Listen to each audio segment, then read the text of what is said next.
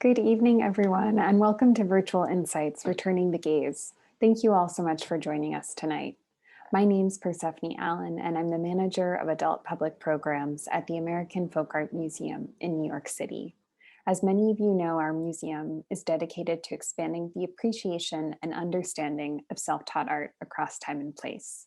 And this year, we celebrate 6 decades of this work with our institution's 60th anniversary. Tonight's panel is inspired by our current exhibition, Photo BRUT, collection Bruno Descharmes and Company, on view at our galleries in Manhattan until early June. The show brings together more than 400 photographs by 40 self-taught artists that present radically different ways of seeing and being seen.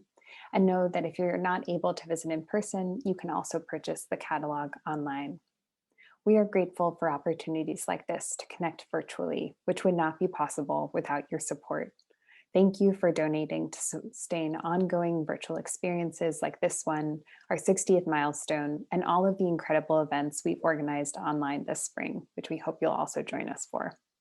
As we tune in from our homes this evening, we want to begin by acknowledging that our museum stands upon the unceded traditional homeland of the Lenape Delaware peoples, and we honor members of this nation, past, present, and future. We also grieve the ongoing violence and stand in solidarity with members of the Asian American, and Pacific Islander communities, and all who are confronting prejudice in the US and around the world today. This evening's conversation is being recorded, and we will be publishing it online at a later date. Closed captioning in English can be activated by clicking on the CC button at the bottom of your screen.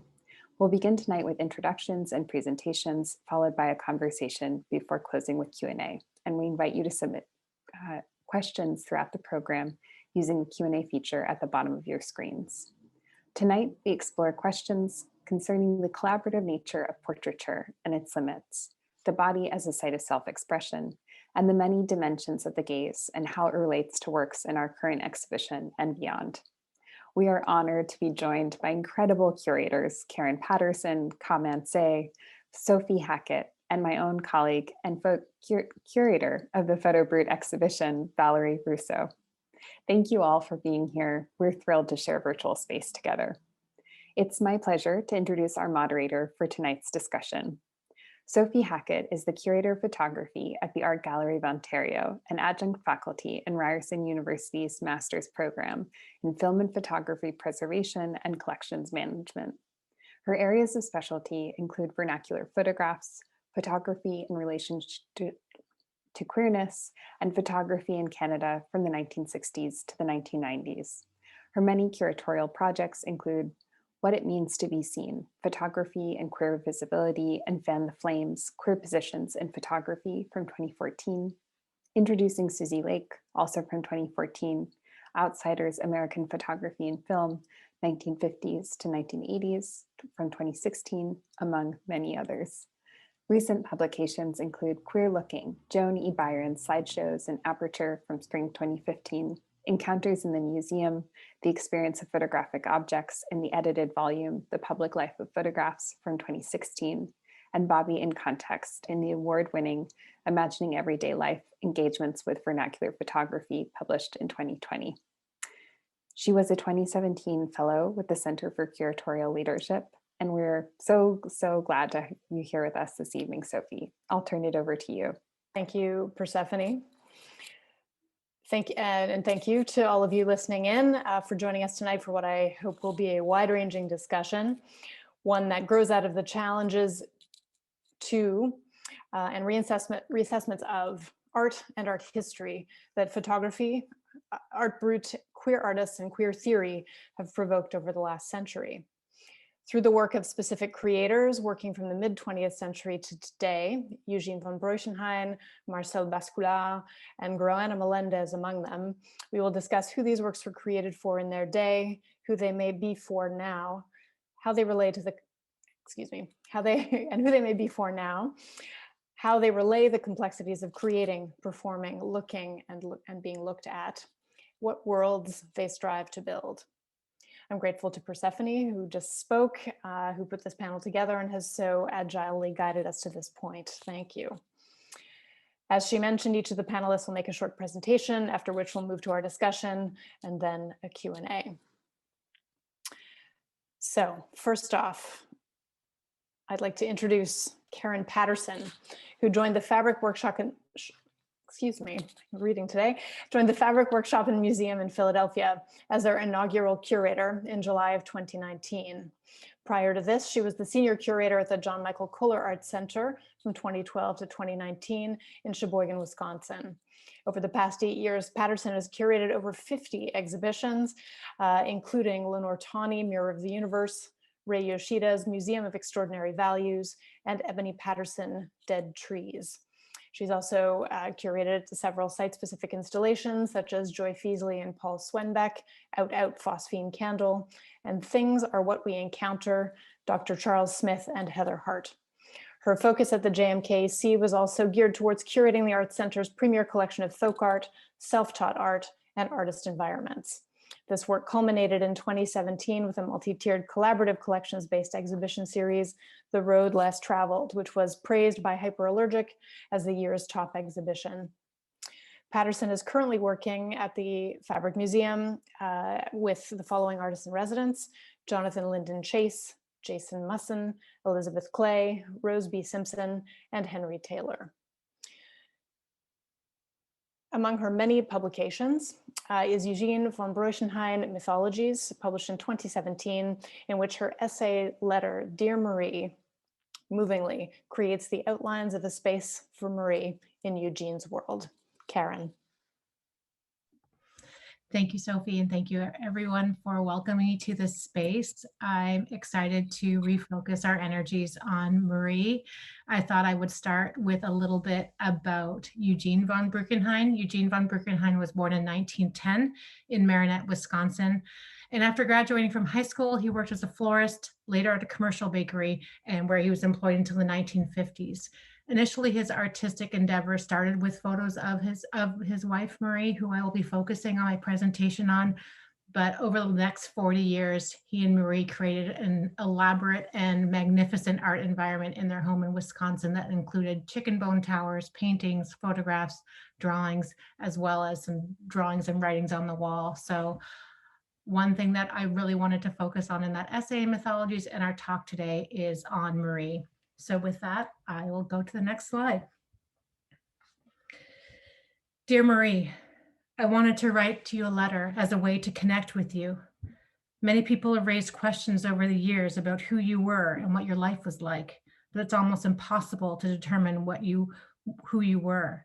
In the decades since your husband's artwork entered into the public sphere, a lot has been written about Eugene, but not much about you. You remain so much of a mystery. In fact, for the most part, we see you only in parentheses, your name as a subtitle or as a description, but you're the subject of thousands of photographs and admired by countless viewers. When we discuss these photographs, we focus on you as the subject or the object, not as the person. And with so little about your role in the creation of the images, we've come to think of you as a passive participant, possibly consumed by Eugene's larger than life aura. Is that true? What can be learned about you now after all this time? Next slide, please. Here's what we know. You were born Evelyn Teresa Kalka on August 1st, 1920 in Stevens Point, Wisconsin. You died in Shorewood, Wisconsin on February 5th, 1989. You met Eugene at the Wisconsin State Fair in 1939 and married him 3 years later. Soon after, you became known as Marie, a name that Eugene bestowed on you in honor of his favorite wife. How did it feel to be renamed? Was this when your identity became subsumed by his? Your very private life became public after Eugene's death, when the work was brought from your home to the John Michael Kohler Art Center an hour north. Among the paintings, drawings, sculptures, and scrapbooks were thousands of richly composed photographs, primarily of you. In some, you're wearing dresses and heels, looking alternately girlish and sophisticated. In others, you're posing nude or clothed with just your underwear or lingerie, sometimes with patterned fabric across your torso or a magnificent metal crown that Eugene made for you.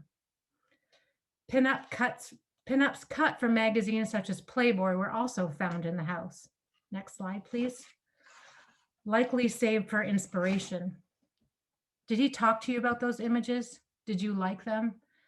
Did they offend you? You transcend those references, by the way. The photographs you made together are so much more than those pictures. They're so intimate, sensual, personal. Surely the photos that we see of you are the result of carefully planned sessions. We know that you made them in private, and it's what you did together. We don't think many people saw those photos until they were exhibited, that they're mostly made inside your home at various stages in your life. And that can attest to a very specific way of being seen and seeing each other. In most of the photos, you look especially beautiful, radiant, mysterious, erotic, self-assured, flirtatious, and eager to please. Yet in others, you look and appear fatigued, detached, troubled, shy, impatient, distracted, perhaps eager to stop. It must have been so tedious, Eugene taking all that time to set up each shot, to capture you perfectly.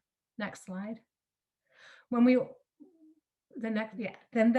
organize the photos by session, the discipline required of you and the awkwardness you may have felt becomes more evident. But to me, that's how we come to know you. That's how we connect with you, not in the perfect photos, but in the photos in between. We're struck with conflicting feelings. We're awestruck. We smile with admiration, but we also kind of wince. We feel empathy and we wonder, and we start to look for the images for clues.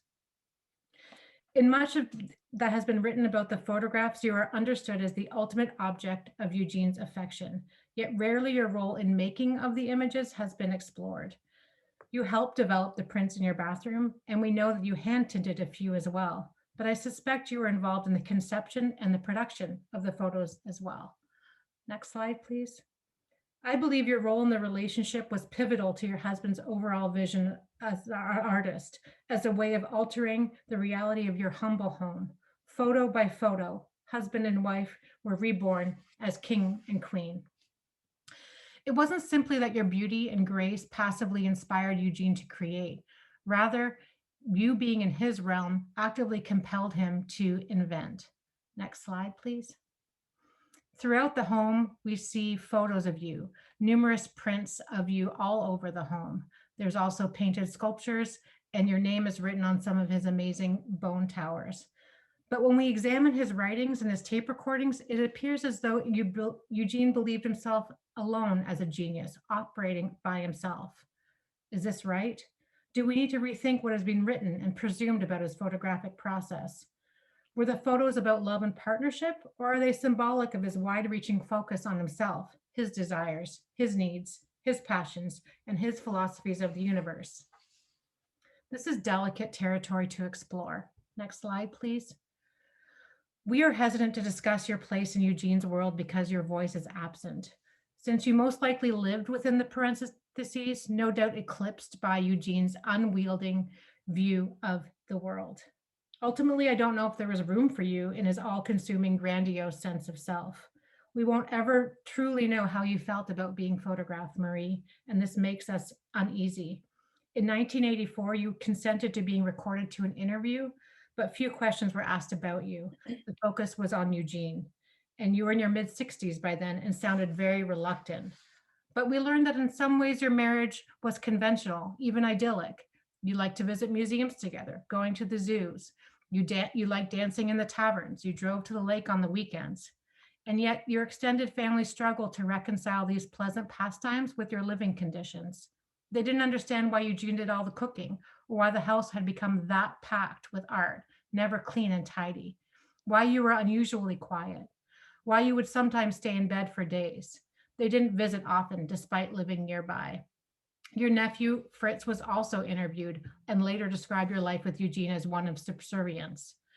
Quote, Eugene would decide whatever Marie wanted or needed. He controlled her every move.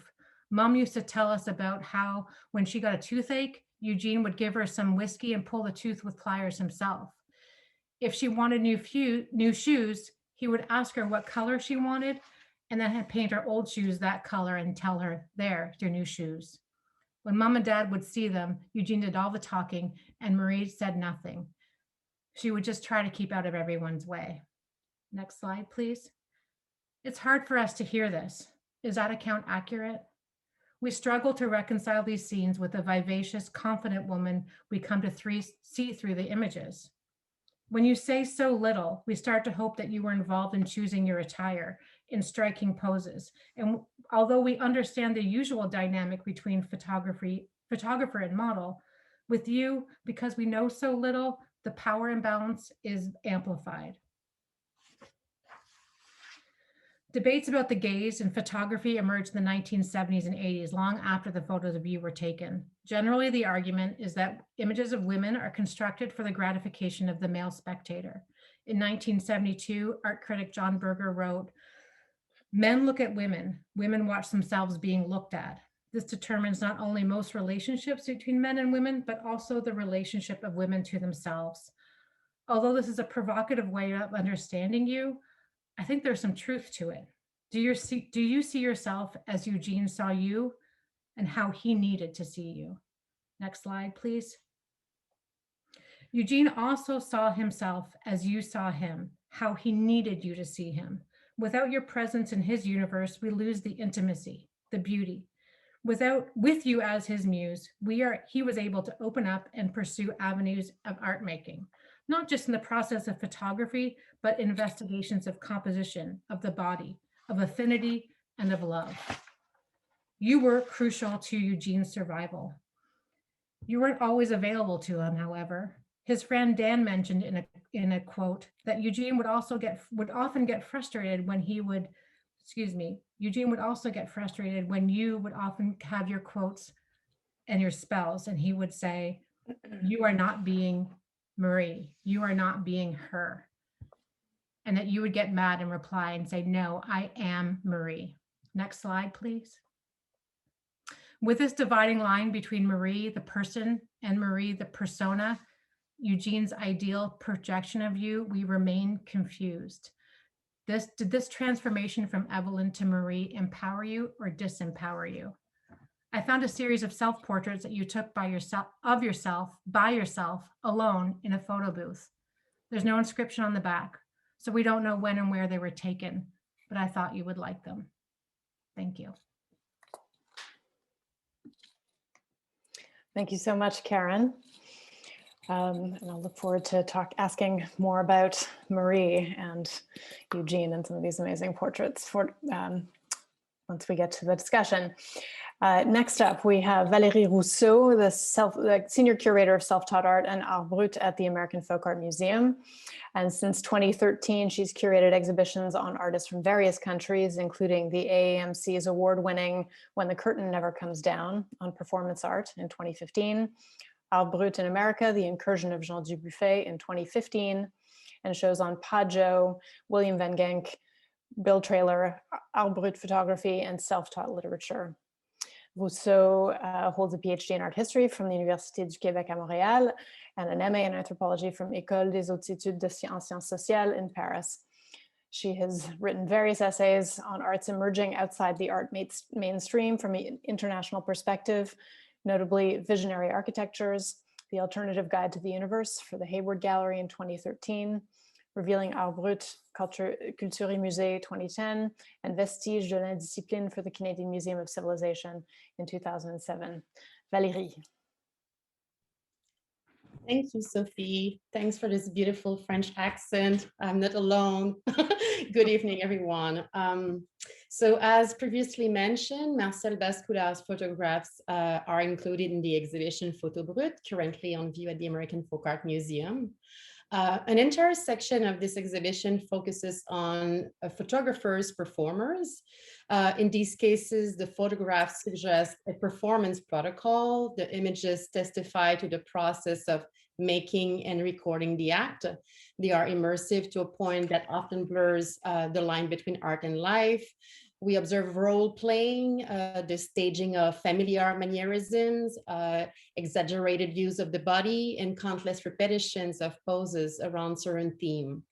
Among this group, there are at least two distinct type of artists. Rachel, the first slide. The first one, the private theaters, group works that often stayed out of view during the artist's lifetime. They have been uncovered posthumously. They were not necessarily like secret practices they might have seen or witnessed by others. I'm thinking of Martin Bartlett, for instance, and the artist that you have on the slide, nicknamed Zorro. Second slide. And the second type of artists displaying visible public actions like Marcel Bascoulard and Godie, both sharing countless similarities. Next slide. So Marcel Bascoulard was a public fixture in the city of Bourges in France. He likely lived in the streets and slept in improvised shacks and car wrecks. From his past, we know that Bascoulard's family story was marked by tragedy. His mother murdered his father when he was 19 years old, and soon after he found himself on the streets, where later himself in 1978, he will be murdered. Next slide. Despite his precarious situation and with only the most modest means until his death, Bascoulard sustained a prolific artistic practice. Poetry, sometimes using a jargon similar to Jean Dubuffet's writing style during the late 40s. Drawings, as you see on this image on the left. Painting. He also designed eccentric tricycles. He as well updated old maps with missing details, and of course, photography. Next slide. On his photographic self-portraits, we see Bascoulard in public settings wearing women's clothes. As we learn in his letters, he designed them or had someone made for him, notably the Maison Lange in Bourges. Both his tricycles rides in the city and his feminine outfits attract crowds and make people talk. His challenge of the norms frequently brought him into trouble. He was often arrested for public disturbances. In a police report, he tried to explain his intention, end quote, I will quote him. He said, "If I'm walking around with feminine outfits, it is because I prefer the aesthetic outfits. For the purpose of art, when I put on women's clothing, I take my camera with me and I have people I know take snapshots of me," end of quote. Next slide. So clearly, Bascoulard loved to stage himself, to pause. His few thousand photos created between 1942, when he was only 29 years old, up to his death in 1978, talk to this obsession. I found personally these images fascinating, notably because of their repetitive program and this obsession to explore a familiar theme over and over. So over 36 years, we observe a similar framing with an impressively consistent working protocol. In sustained series, we see him posing as an elegant middle-class lady or with an old-time made outfit with an apron. These attires rather allude to the style of the generations of his mother or grandmother in the 20s and 30s. Other series present him as samurai warriors, like here, monks or cooks. His facial expressions and postures are often the same, with his face slightly tilted, wearing no makeups. He also holds a mirror in his hands, likely to look at himself and study his pose. Like Godie, we know that he gave away his photos as if they were business cards or artistic signature. He didn't sell them.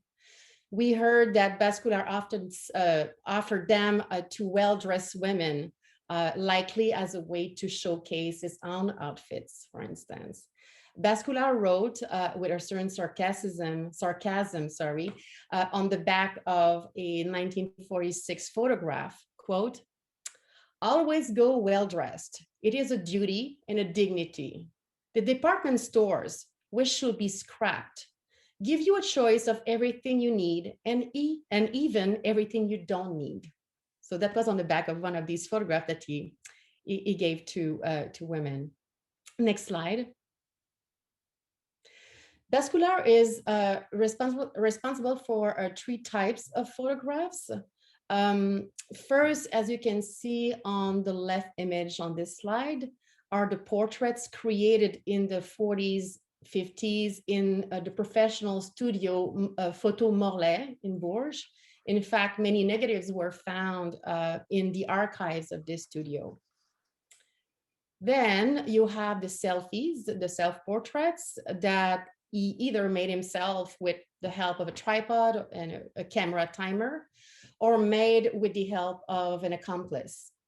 On the back, interestingly, he often writes the date and the sequence number, like you see on the central image here, pause 3, April 3rd, 1958. Next slide. A large number were made in nature in front of bushes, like here, with a central composition. Bascular also photographed trains, especially locomotives.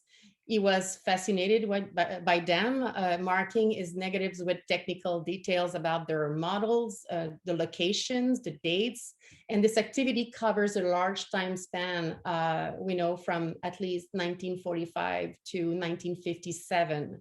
He would travel to nearby cities like Orléans and Nevers to capture these locomotives. Next slide. Finally, Bascular's actions define a certain type of marginality.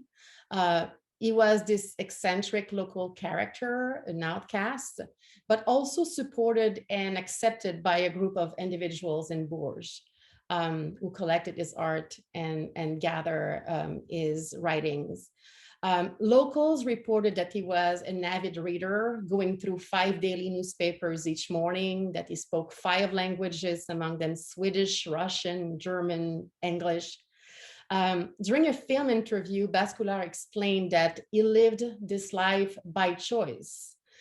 He was asked to comment about these harsh conditions, and I quote him, he said, "This poverty is maybe only apparent. Circumstances made it necessary, of course, to be in my current material state. But all in all, these material things have always been a secondary relativity to me. In short, my material existence would be to only have the strict necessary." End of quote. In this same interview, Bascular explained that drawing was his least favorite creative activity, but the one that most people liked. As you know, I've seen, he drew in a detailed, realistic style and with a striking visual memory, the town's monuments and deserted areas. People admired them and acquired them. He said, and I quote again, "The drawings which allow me to live give me the least satisfaction. And why? It makes sense. Like many, I am following the taste of customers. And since the taste of customers is the direct opposite of mine, it is inevitable." End of quote. Bascular sold it mainly exchange his realistic drawings for food, for himself, to feed himself, of course, but also to feed his wild cats. A collector shared with me recently a letter, amazing letter, that was written to his beloved missing cat. This money would allow him to support his artistic needs, his materials, and the clothes that he designed. In short, the strict necessary. I will conclude by asking the question, what does it mean really to live and create in the streets and use this very place or on a daily basis as an instrument to position himself, in some extent to advertise himself? In my view, these images in which his alter ego directly look at us in the eyes are powerful expressions of an uncompromised search for liberty. Thank you. Thank you so much, Valérie. And we will move now to our third speaker, Commence, an artist and educator. She holds an MFA from Yale University. and has exhibited her work extensively in Hong Kong at galleries such as Parasite, Videotage, Lumen Visum, and Eaton Workshop, as well in Pittsburgh at the Silver Eye Center for Photography, and here in New York at the New York Public Library and at Aperture. She's the recipient of awards and fellowships such as the Robert Giard Fellowship, the Aperture Portfolio Prize, the Aaron Siskin Fellowship, and a research award from Yale University Fund for Lesbian and Gay Studies. She co-curated Daybreak with Matt Jensen at New York's Leslie Lohman Museum of Art. And in 2020, she exhibited at the Brooklyn Museum as part of Art on the Stoop Sunset screenings, as well as at the Houston Center for Photography in a project titled Keeper of the Hearth, curated by Odette England. A monograph of her work, Narrow Distances, was published in 2018 by Candor Arts. She has taught at Cooper Union, the Yale School of Art, the City College of New York, and is currently Associate Director of the BFA program in photography at the Parsons School for Design. Unruly Visions, an exhibition of emerging LGBTQ photographers in Hong Kong. It's a glorious title borrowed from and with the blessing of Gayatri Gopinath. That opened in January of 2021 as part of the Hong Kong International Photography Festival. And we'll hear more about that project as part of Kamen's presentation. Please, Kamen, over to you. Thank you so much, Sophie, for the introduction. And I just wanted to thank everyone for being here tonight. And it's such an honor to be on this amazing panel. I'm going to introduce works from two different shows, the first one being Daybreak, co-curated with Matt Jensen. What you see here in the title slide is just an installation photograph of the show as you first walk in from the street onto the gallery floor at Leslie Lohman. I'm going to show a few slides from this artist, Grona Melendez. Next slide. Grona Melendez is a Bronx-based artist. She's born in New York City and raised between New York and Santo Domingo. Her photographic practice took shape as a means to understand the complicated layers of families fractured by immigration, race, gender, class, and in exploring hybrid identities and one's the hybrid identity of a child of immigrants, the sort of thinking about navigating between two worlds. So this picture here was a picture that was featured in the show and was, one of those pictures that kind of, when I first saw this photograph, just stopped me. So this is a picture called Untitled Mona Lisa. And you see in this image here, this thing that's so photographic, this sort of thing that happens that flattens the frame. You see a tattooed figure pulling off or pulling on a shirt, which is a reprint of the Mona Lisa. And it just so happens that it aligns above or on top of covering this person's face. So this gesture of donning a mask on or off, this gesture of photographic alignment, and also one of repurposing and sort of queering the Mona Lisa. So it's deceptively frontal. And at the same time, we never really get to see the figure doing this gesture. And it also becomes a sort of magical multi-limbed figure, thinking even of sort of how deities are always shown with many limbs. So here you see this bicep, you see the sacred heart tattoo. It's just this playful and subversive and queer combine of both old and new.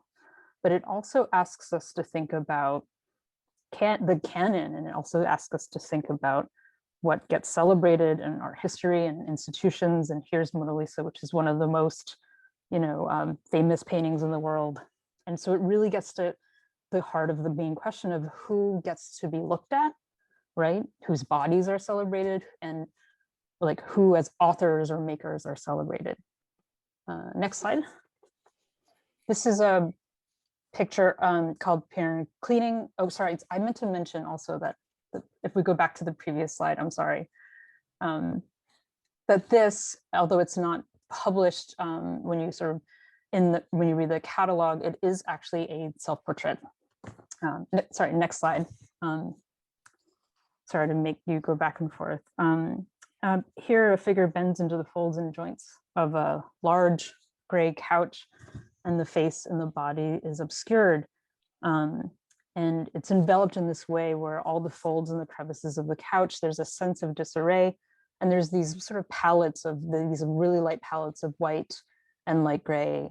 But in this bend in the contortion of the body, there is this really unexpected sort of moment, and it's richly sensual, and it's also really ambiguous. You know, is this person reaching for something? Is this person hiding? What, you know, these questions of sort of what is going on.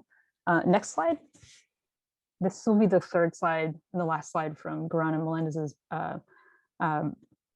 series, just called Untitled Photo Album. And it's another richly ambiguous image. The viewer can only see the overturned prints and the family photographs in this album. We assume that they're family photographs. There are two cuts, these sort of incisions that are sharp, and the photographic prints and the pages are aged in yellow. There's a coil that binds these pages running through the center that is unwinding and unraveling. And so we're left with this picture without knowing a lot of information, but what Garana Melendez is gifting us is more questions than answers. Why have certain faces or bodies been cut out of this family album? Is it out of love? Is it out of sort of anger? Is this gesture of subtraction and occlusion? You know, what does it mean? We're challenged with what we are not told. We're challenged with, because we have that frustration of not knowing, we're reminded of stories that are hidden within families, between dynamics and relationships, but then even thinking back of just occlusions in history as well, thinking really about even epistemic violence. Is it even possible to photograph the ones closest to us? Is it possible to know? Next slide. So I'm only going to show a few artists from this show. The show had 9 artists in total. I'm going to show three artists and just really short samples of the work. This was a show that I worked on for about 2 years with the Hong Kong International Photo Festival.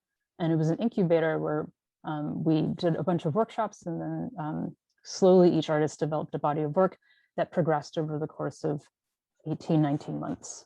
Next slide. The first picture I'm going to show is a series called P.S. It's an Emergency by W.Y. Kwan. And it was made at the end of 2019, around the end of October, in response to the anti-mask law in Hong Kong.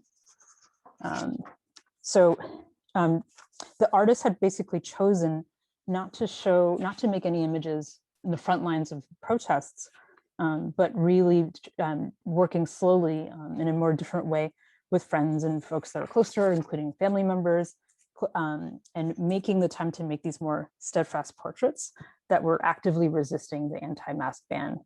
So the anti-mask ban at the time was really trying to outlaw protest. And it was really more about how arbitrary all laws are. And to sort of consider how people can even occupy time and space between each protest. So by resisting the frontal portrait, and in a way that's very different from Garana's, it is purposely not showing the sitters' faces as an act or as a photographic strategy of care and protection, as much as it is an act of resistance. So these photographs not only question the anti-mask law, which is arbitrary, but also ask us to question the limits and the ethics of visibility and representation. Next slide. And so in the entire series, you don't get to see any of the sitters' faces. And then in each picture, there's sort of a different iteration of how a face is concealed or protected from the viewer's gaze. Next slide. So this artist is Monique Yim from the series of Daily Norm, and it's a series of self-portraits sort of occupying everyday spaces, as well as these sort of meta pictures about the construction of identity and image through a studio. And so in here, this picture, you see multiple screens and cameras and a whole set Yeah, next slide. This is a series called Black by Rain Tanwingke, who also is talking about making work at sort of this really fraught time in Hong Kong between 2019 and 2020. And in these images, she's working with really close friends and working with all these really incredibly sort of gestural pictures. One can think about Black through the title in many different ways. First, it was the color of the movement that the protesters wore. And then it was thinking about how to sort of play around with the idea of that color and materiality and its alignment with surrealism and a celebration of ambiguity and interiority. Next slide. And this is one of the images close to the end of the sequence in Rain's section, where it's another image where the face is protected, and it's a sort of a letting loose of a plastic bag, but through that gesture and that sort of sense of transformation, there's a sense of freedom and openness. I guess I'm running out of time, so I will stop there. Thank you so much. Thank you, Carmen. Okay, what an extraordinary range of work that we have here. Thank you all again for the thought and care and that led you to put these presentations together. So where to start? I want to start, well, we'll start with, I think, something that'll sound like an easy question or an obvious question perhaps, but I think it opens up, hopefully it'll open up some other territory. Would you each sort of say a few words about who you think the work that you've presented, who was it for?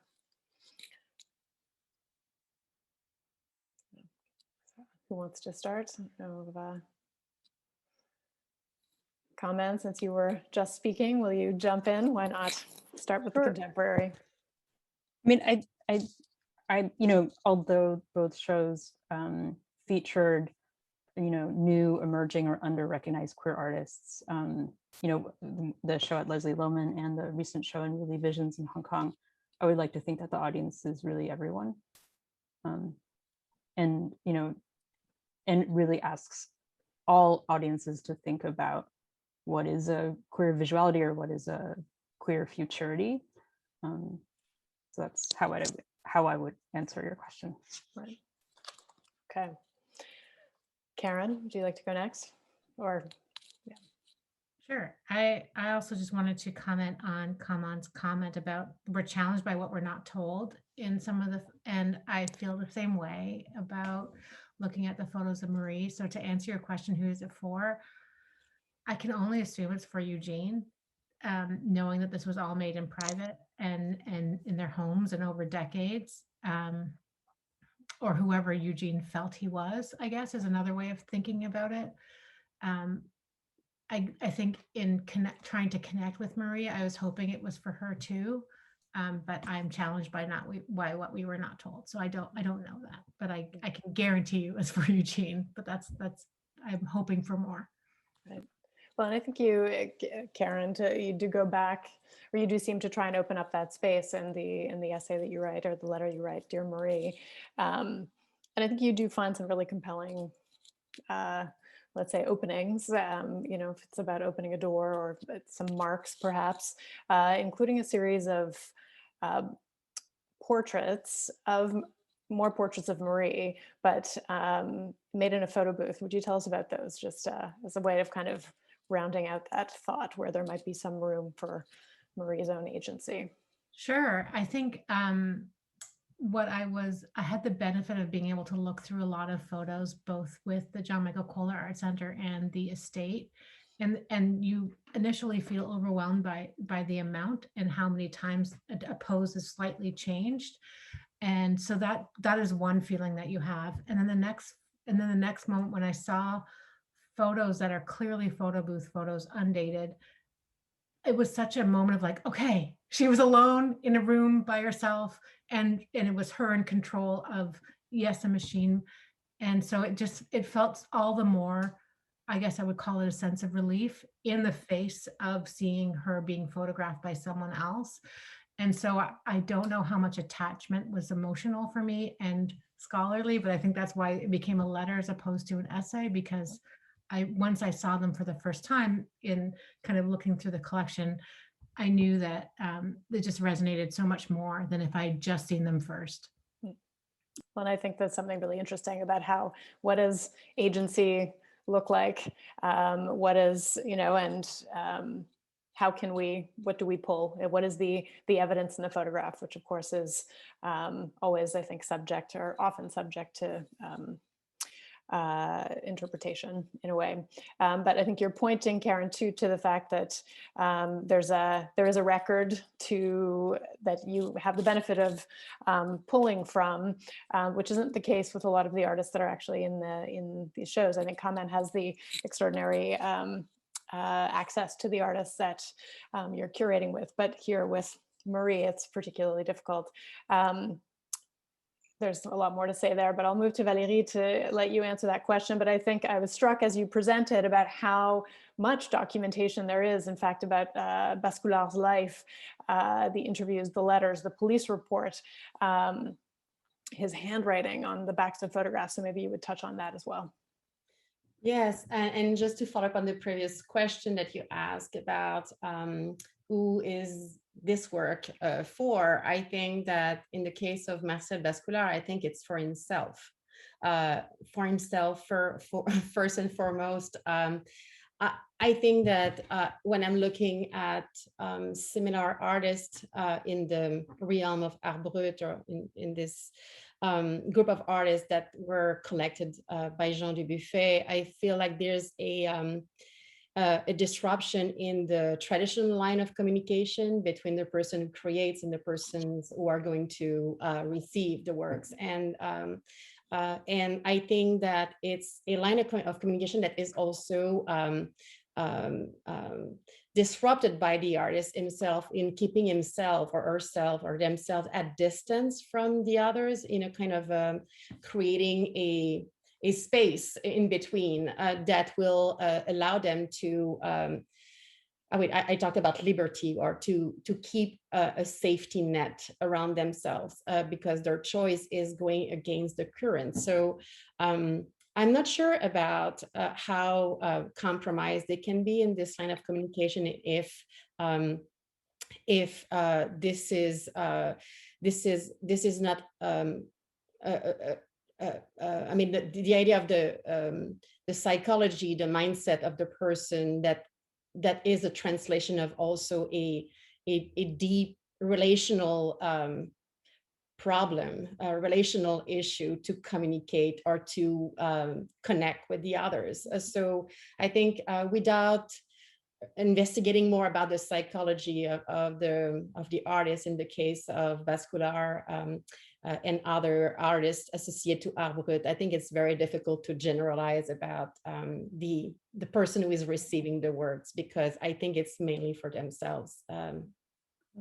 Interesting, though, you speak about such a, I suppose, a paradox, or even just a contradiction within his practice, or even within himself, where you speak about him maintaining this disruption in connection, him maintaining a distance, and yet he is selling his drawings. Okay, we can say that that's so that he can survive, but then he's giving away the photographs.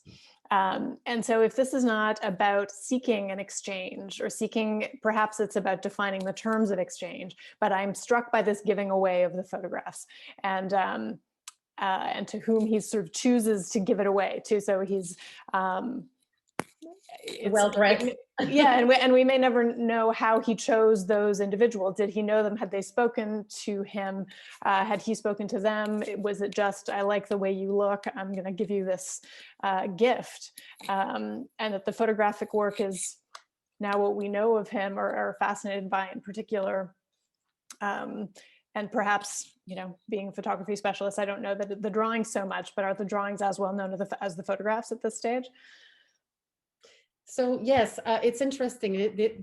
This idea that he knew the mechanisms and he was aware of how he could take advantage of the system. I think this stand is against entering the system and stay away and live his own priorities and put in front this conviction that he cannot divert from this line of conduit. The thing is, like, when he gives, I mean, we of course we recognize that he's dressing with the clothes that he like, feminine outfits, but there's something about these outfits that are also more like parody of feminine outfits. They are not perfectly fit. They are extravagant.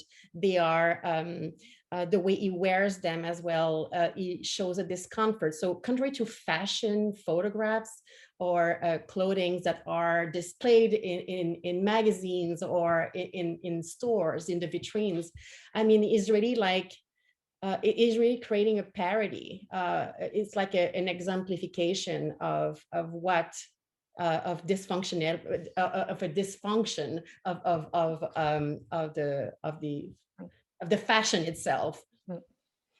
Can we say, Valérie, before I move on to a different question, can we say that there's that his portraits affirm anything for a viewer today? I mean, is there, what do we see in them? What do they affirm for us today, do you think?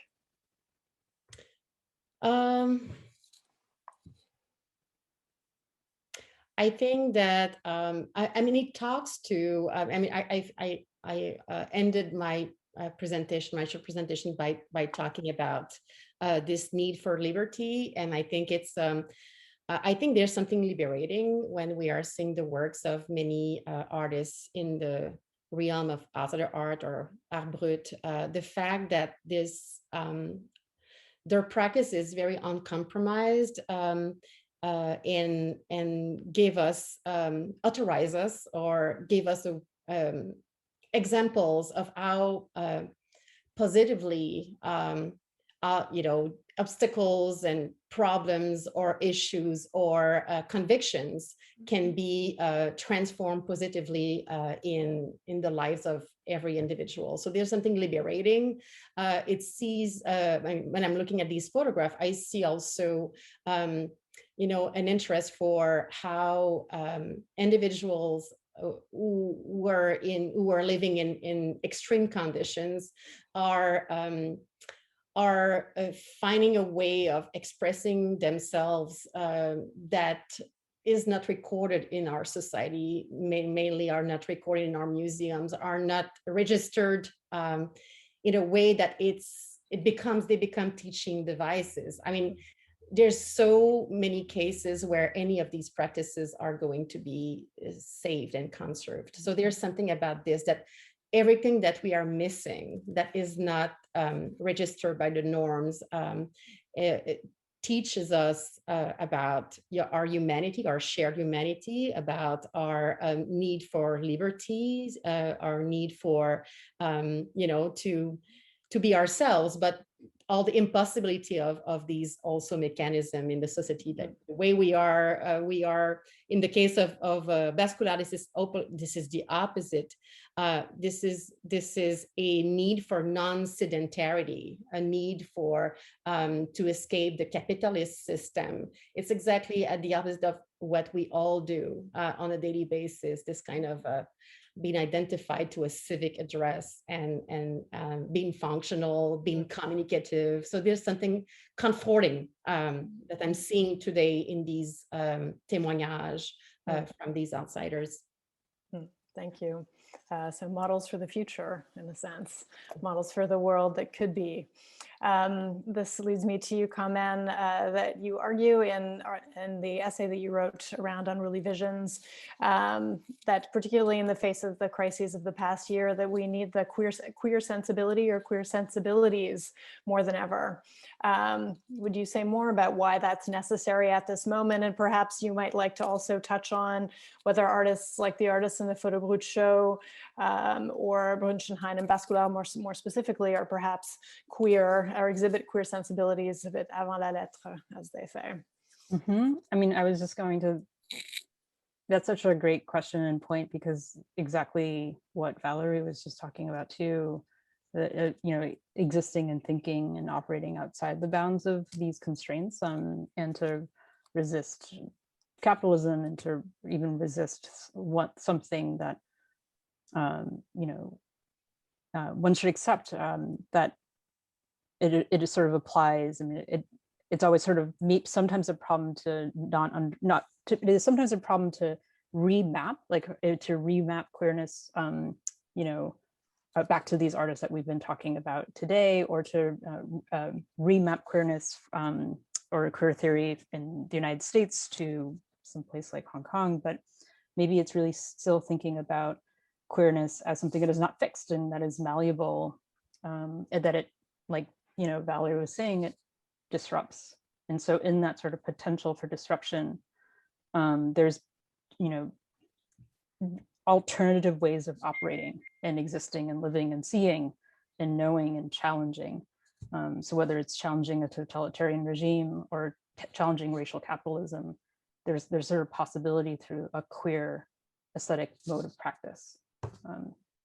And even in the show and Really Visions, a quote that we used from Jose Munoz, Cruising Utopia, queerness is that thing that lets us feel that this world is not enough, that indeed something is missing. So when Valerie talked about that sort of way of thinking, one could say, yes, that work is so queer. Right? There is in the introduction to the book Art and Queer Culture, Richard Meyer and Catherine Lord kind of talk about their definition of queerness precisely as that, as something kind of unfixed and very open. And there's part of it that I love and come back to often, where they write, in its shifting connotation from everyday parlance to phobic epithet to defiant self-identification. So really charting the way this word has changed in its meaning over time and who can use it and for whom. Queer offers more generous rewards than any simple inventory of sexual practices or erotic object choices. And this is the part I really love. It makes more sumptuous the space between best fantasy and worst fear. So I love this concept of sumptuousness. And the best fantasy and worst fear is actually a call back to a photograph taken by Diana Davies, who was a photojournalist at the first Pride Parade in 1970, the Christopher Street Gay Liberation Parade, as it was then known. And she's photographed Donna Gottschalk, who is holding a sort of poster placard, as a lesbian feminist activist saying, I'm your worst fear, I'm your best fantasy. And I love that in this way that they've taken up this, Lord and Meyer have taken up this the definition of queerness. They talk about sumptuousness and this space. They make space between the two. I think about there's sort of sumptuousness conjures excess, but it also conjures a certain sort of lightness and playfulness and sensuality, of course. So I wanted to kind of use that as a jumping off point to ask about play and playfulness, because I think it is present. I'm thinking comment of the photograph of the dancers that W.Y. Kwan made, or Karen. I mean, we must talk about there are some moments in those portraits where it seems that, as you pointed out, that Marie is more up for this session than another. Can we talk about play and where play might fit in here? I would just like to add how, I thought a little bit about what the photos of Marie did to add that sumptuousness to Eugene's environment. And so thank you for reading that quote out loud. It prompted me to think about, without those photos, and I mean them as objects, what would that space be and what would it look like? And so I appreciate that. And because I think I was so struck, and I'm still struck by agency in this kind of dynamic between the photographer and the model. But then I think about the object in the space, and I know that Marie played a role that probably Eugene didn't anticipate, that, like there's a sumptuousness added that he hopefully couldn't control. But when I think about play, I agree, there's some moments when it's just on and you can see it and the lighting is right. And as photographers, you know what that moment is like. And as photo appreciators, you know what that moment's like. But for my goal was to connect with her and in that letter. And so when I So it felt like I could connect with her when it wasn't playful, only because of the sheer volume of photos at that moment. And so I was kept looking for something. And so the play was important because it was the first work that Eugene did before he moved on to the bone towers and the paintings and this kind of world making and the writings and the poetry. They started with photographs together as a young couple. And I love that. And so I think there was play there. I imagine there was, but I also imagine, I imagine that there was moments when it was not so fun, waiting for the right lighting, all the stuff that we know all so well. And so I guess play for me doesn't always imply joy. Right, that's a great distinction, actually. Valérie, your comment, do you want to take that up, this idea of how play functions in the works of the artists you presented? Yeah, I mean, this idea of, for me, a play involves like rules. And I think that in the case of Bascular, I believe that he knew the rules. And I think it seems like, I mean, I know that it must be more difficult to, on a daily basis, reassess the rules constantly about, what are my essential needs. Look, I need to eat, I need to dress, I need to sleep. So when you are in this homelessness situation, these needs are constantly reassessed at every moment if you want to survive, of course. And I think that this idea, I mean, the queerness, I see it more on the openness more than the playfulness in the case of Bascular. The idea that this openness provides a space for him to really reinvent himself constantly on a daily basis. And I think it shows in the obsessiveness of in the way that he work on the series. When you look at the dates of the photographs, you see like very similar themes are going to be explored very similarly with very, very little nuances over a period of 10 years, for instance, at the exact same spot with the same type of clothes and sometimes the same date. And I just like made this relationship recently when I was looking at dates. Yeah, anyway, this is the way that I would read the playfulness versus the openness of Bascular. Great, I like that. Play as being about rules. Makes a lot of sense for him. Comment, do you want to jump in here?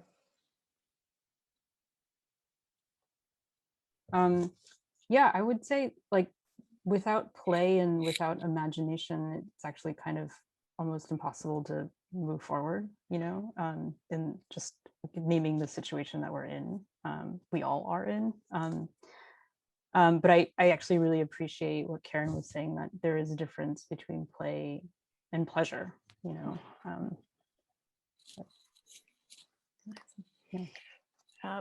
Do you say more about the dancing photograph, the dancer photograph in particular? Is there more to relay about it? It's there is something that is very compelling to me when I see that image. Yeah, I mean, knowing the artist's work for so long, and even the proposal at the beginning, in June, July 2019, like the work had basically kept sort of changing given the political environment. And there were at one point in that work, and sort of following the work for 18, 19 months, there are portraits that were more just like the first slide that I showed, that were person that was sort of one person centered in the frame like this. And then through each iteration, through each shoot, through each picture and each person, those gestures kept getting more and more dynamic. And it is that process of having a long-term project. But it also was a sort of moment of the, how expressive can a photograph, how expressive can a body be, and also sort of a certain moment when one has to make that decision to keep going and to not be censored, and so much of the anti-mask law and so much of the protests are also marked with like surveillance, state surveillance. And so even a gesture of not showing a face is much more loaded in that context. But to resist just, I would say to resist a typology of just merely people going like this, that dance picture provides such a wonderful and more expressive counterpoint to the beginning of that series. Okay, I'm just reviewing my questions here. So many things to touch on. Well, maybe this is a more general question as we're thinking about this category of photo brut, which is of course what's prompting the exhibition. Doesn't necessarily, well, it applies in different ways, I think, to work, the more contemporary work. But one of the writers in the book that accompanies the show, Michel Thévaux, likens the relationship between art creators, and the culture at large. And he includes in this the cultures of art and art history. He characterizes this relationship as something like an allergy. And would you, I don't know, how does this definition sit with you all? And if it does seem right to you, how do you feel that this allergic reaction, if I can put it that way, manifests in the work that you see here? I think it goes back, maybe if I can say briefly, to this idea of the poetic of refusal, to refuse, to so when you refuse, I mean, it's hard to refuse. First of all, you really have to have conviction to say, to sustain this position. Sometimes it's triggered by a mental illness. Sometimes it's triggered by a profound deception of relationships. And this is the only way you can survive. It's by refusing. And Dubuffet was using that term, refusal, to characterize many of the art brut artists that he encountered. The other aspect of this allergic reaction, I see it as, again, when I talked about the line of communication that I found that is disrupted between these individuals and their environments. I think, again, there are different levels, and I do not want to caricature or to put in the extreme, these individuals in a band apart, but it's true that there's something about the line of communication that is disrupted, and that looks like an allergic reaction in a way that you need to keep this distance from the others. Otherwise, you know that your safety net is going to be in perdition. I think this is not a yes or no question. This is an essential existential survival question for many of them. Karen, do you want to follow up there? Sure. As far as I understand it, in terms of the idea of allergic, it was we can see in the archives that Eugene Von Bruenchenhein really wanted reception and wanted attention for his work, and felt that the art world had disavowed him and was not ready for his work. And nonetheless, this is not what I read in the letter, but he did also say that I am from another world. I've always felt so, and by my work I cannot be disavowed, disclaimed, or refused. Like there is this kind of sense of like, you're not ready for me, and in that way, I don't disagree. And it shows now, and I think that we've seen that with many artists that have since passed, and art world certainly is ready for them now, and maybe weren't ready as they were peers. But I do think it was important for Eugene to have the attention in his lifetime, and we have that proof in the archive. So I don't know how to like apply that to the allergy idea, because I think there was this like, I'm from another world, but I want this world to love me too. And I think that I think we can all appreciate a degree to that as well. But not in the sense of the way that Eugene understood it. And then when we bring in Marie, her voice is just so silent. And so we don't know if she was complicit in this kind of allergy, or if she perhaps was seeking another kind of more in line. Their family didn't come visit them, so there was this kind of mainstream representation right by them, and they didn't visit very often, as far as we understand. And so there was a definite disconnect between what was happening outside of the home and what was happening inside the home. But we don't know to what degree Marie was active and appreciative of that. I think also, I think it talks to the history of reception and recognition of these artists, BRUT artists or artists associated to this large, vast field. The fact that the moment they are, most of them during their lifetime do not know recognition by the simple fact that they are not having peers who are playing a role in creating a community with them or including them or bouncing back on each other, creating discussions. And so there's no community of artists during their lifetime, people who recognize them for what they have done, and often which brings the terrible situation that we are witnessing, that most of these artists disappear with their rayons. Well, and of course, comment as an artist yourself and as a curator who works very closely and over long periods of time with the artists that you show, that's certainly a very different condition than the artists that we're seeing in Photo BRUT. If maybe for your group of artists, the allergic reaction is perhaps to, the political situation, perhaps, or is there a way that you would like to extend that into the work that they make? Yes, and I'm just going to also echo what Valerie was saying, like this need for, or this idea of peers and a community of artists, and what came out of this incubator for the Hong Kong International Photo Festival was, and also Daybreak, the show that Matt and I worked on, and that also similarly took almost 2 years, and that was 12 artists, is that bringing together.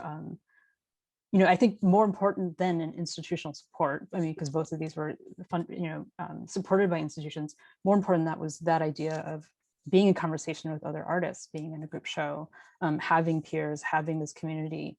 Of course, a platform and institutional support is important, but having that idea of making in dialogue with others. I think a lot about allergy too, in terms, and last week we were talking about the poetics of refusal.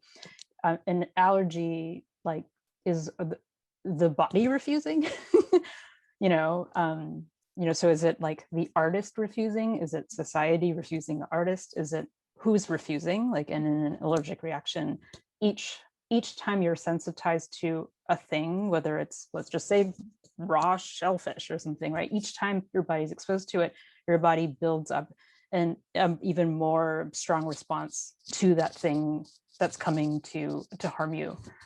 So that's really, really interesting to think about it that way, or even in Cantonese, it also is similar to the word bungam, which is like to be sensitive. What does it mean to be a sensitive person? I don't have any answers, but no, I'm just rambling. Well, and I think being sensitive or attuned to forces that perhaps the majority of people are not sensitive to, or sensitive to depending on the issue, I think is perhaps why we need the artists in our midst, right? Just to bring it back to that. I think we are likely going to move to some questions from our visitors, oh my gosh, still in the building somehow in an art gallery. Our listeners is what I meant to say. And Persephone is going to aid in this with us. Where should we start? Well, I want to start just by saying thank you all so much for this really rich and beautiful conversation. I think we've seen so many connections that have surprised us and opened up new space for thinking, which was exactly our hope with this panel. And I just want to say to everyone who's here on the call, we invite you to submit your questions. Please put them in the Q&A. We're really looking forward to this part of the program. So we have a number of questions here, and I just think we'll start with some of those that are a little bit more straightforward. There are a number of questions here about Marcel Basquilar's practice. Is there any recorded information about who was taking those photographs? Is there a possibility that he had a mobile darkroom on his tricycle? And could you speak to any of the rulings about if there was any sort of legal ramifications for men dressing as women during his lifetime?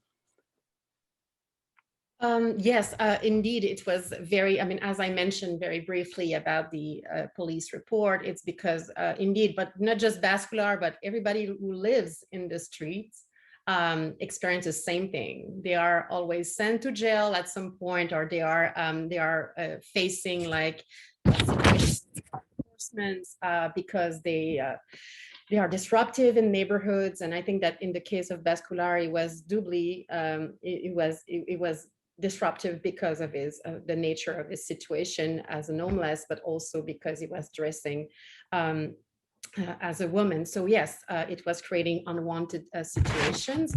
Nonetheless, as I mentioned, he had support in the community.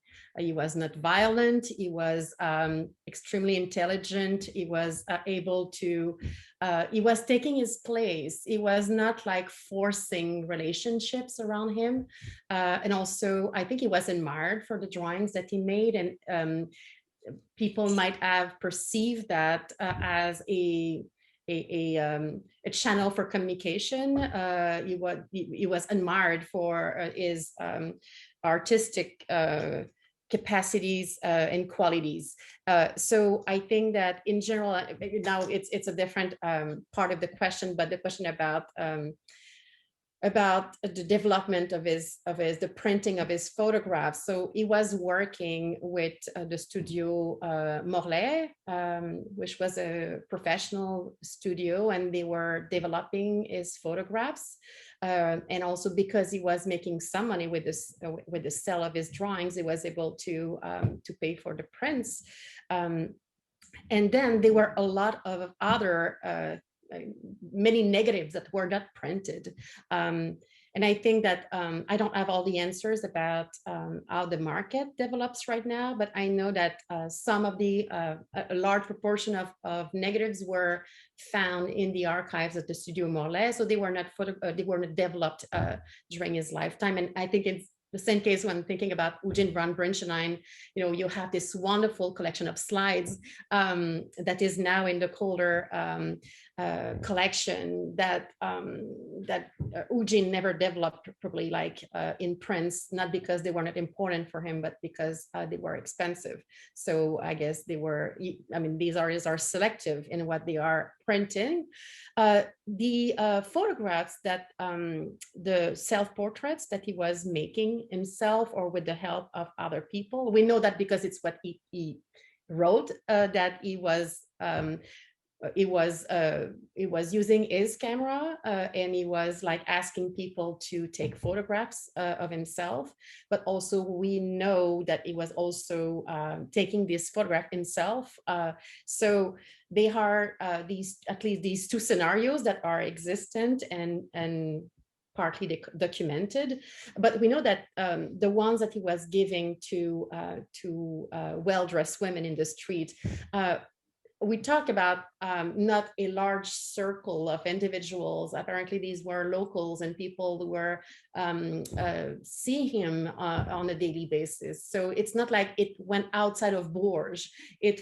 Bourges is a small town in the central France where I would say like it was homogeneous. So he would see the same people, he would speak with the same people on a daily basis. So these people kept these photographs, and later on they were shared on the market when people started to be interested in his art.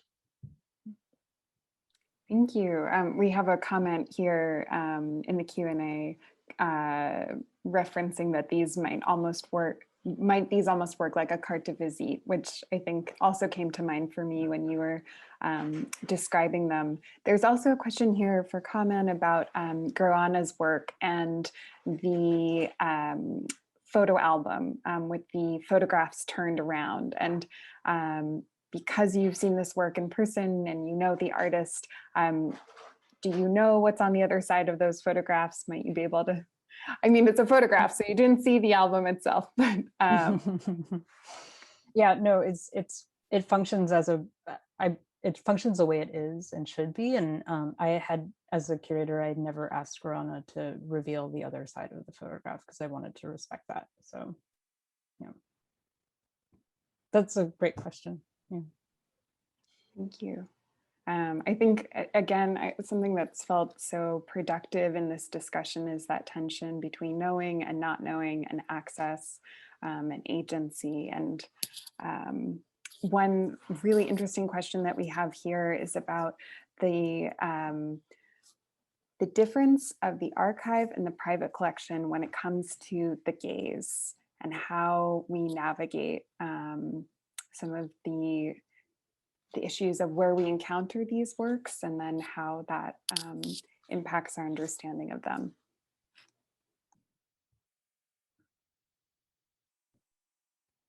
I should say that there is another part of this question, which is also asking us to consider these works that were not necessarily made for the art market and then came onto the art market, and if that's also something you'd like to respond to.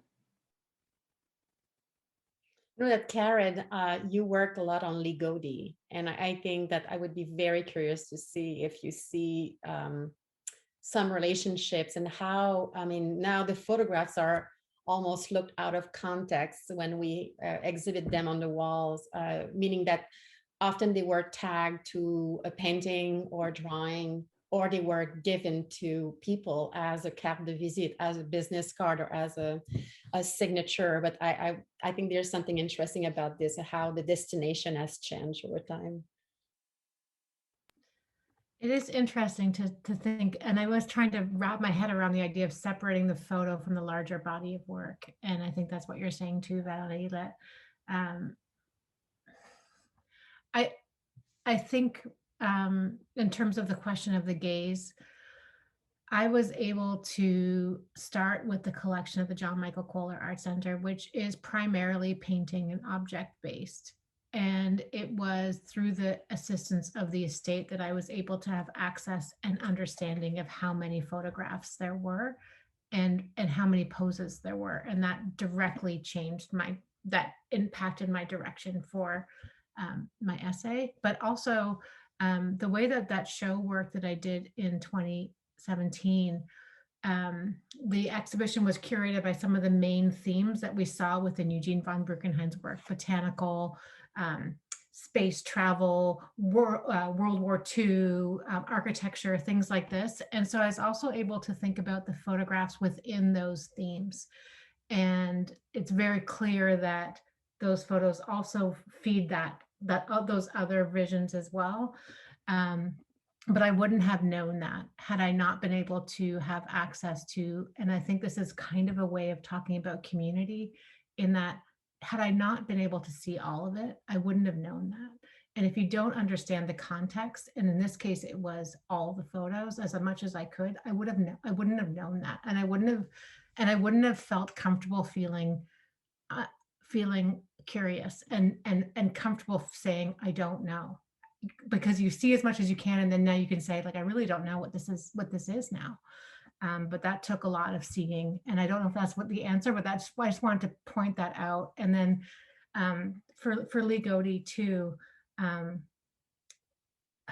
gosh, the calling card is key, and I think that relates to Basquiat as well. That it is really a way of a direct understanding of who you are, and here I am. And I think they're very powerful, both within the larger context of the work, but then also as an instrument of agency. And so I just wanted to talk about that. I'm struck, just to add something about Marie, I'm struck by this sort of absence of information, this ambiguity about her life, about who she is, about what she wanted from any of this, and that the fact that we don't know is perhaps a choice she made. We could maybe, I mean, I suppose we can take it to that end, is that she chose what's there is what she was comfortable being and having in the world, and anything else she kept as her own in a way. And perhaps in that sense, that's her refusal to not be known. So true. And I look at this letter now, and it's a few years later, and I'm struck by my own projections already. Like I want her to want more, you know, and that is just like me doing that to her. When you're right, Sophie, that this could have been exactly, and we've all been in situations where it's, as a collaborator, it's easy, it's much more powerful, and for you and your sense of self to play a background role as opposed to the forefront, and it's equally as validating and powerful. And yeah, so interesting to look at this letter a few years later and wonder how much. That's why it's a letter, because there's definitely me in there wondering. But now I'm feeling the same way, Sophie. Well, it's such a great choice to write it as a letter, though, because as a curator, you're putting yourself front and, like, you're putting your own subject position front and center. And I think that I don't know, maybe we need more letters, actually.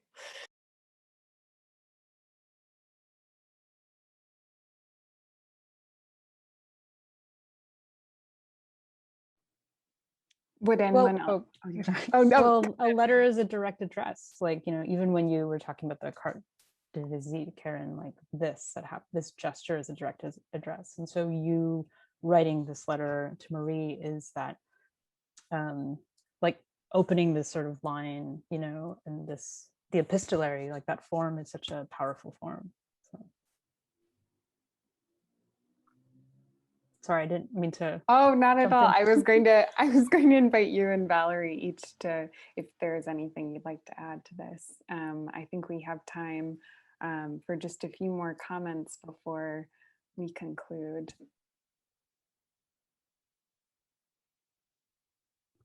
What I was inspired to look at when I start to look at Bascular is like all these other artists like Godie, like Bill Trainer, these other artists living in the streets, and the type of mechanisms they put in place to expose themselves, promote themselves, but also hide themselves, because they are public fixtures and figures, and this question of the gaze is constantly into play. And we can go back to the itinerant painters also were passing. I'm thinking about Amy Phillips, for instance, or in the 19th century, and all these artists who are creating in the movements, or these painter travelers. I think there's something about this that I find extremely inspiring and interested in looking at more closely.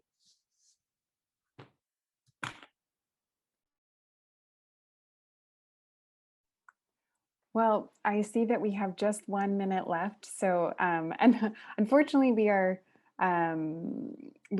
getting a lot of comments as we're closing, but I just want to end by saying thank you all again for this really fantastic conversation. It's, I think, given us so many entry points into the exhibition and brought the exhibition and artists from PhotoBRUT into conversation with contemporary photographers, and shown us all of these connections across time, across generations, that are really inspiring. And we're so honored to have you all here.